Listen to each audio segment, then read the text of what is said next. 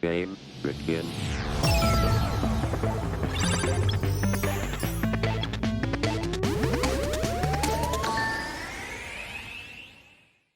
Yeah, so we do actually had some other questions for the jury. So if we could get them back on screen, that would be perfect.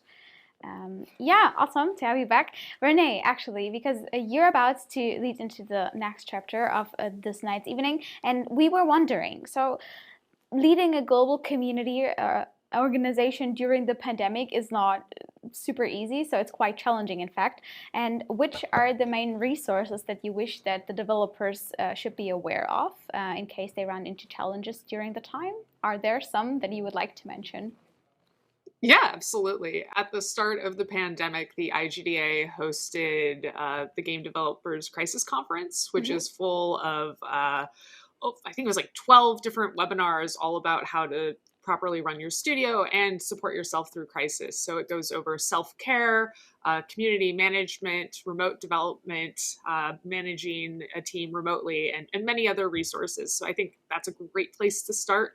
And then, of course, we have our wonderful online communities. We Mm-hmm. have over 4,400 developers on our Discord, as well Wow. as many other new resources, such as our global mentorship program and a ton of new white papers, including Guide for Game Companies, How to Create and Sustain a Positive Work Culture, which clearly a few companies need these days.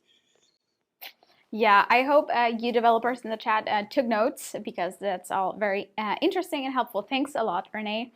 And then we also have a question for you, Chris. So, which are some of the current opportunities that people are maybe missing out in the publishing and like self-publishing landscape? Are there a couple of things that you could help out with? Um, Good question. I think there's 2 points or two things to point out specifically. One that's a little bit more commonly known these days are obviously digital festivals, especially with Mm-hmm. Steam featuring.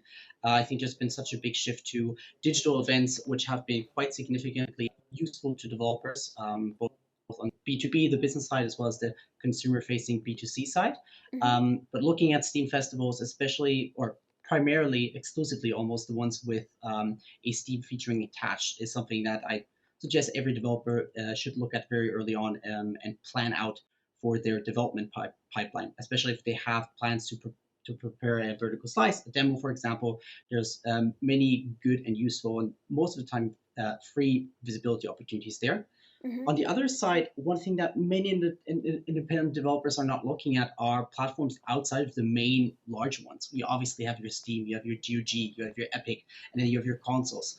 But there's so many other, sometimes very focused regional distribution platforms that might not bring sales and tons of revenue um, through that Mm. additional revenue stream.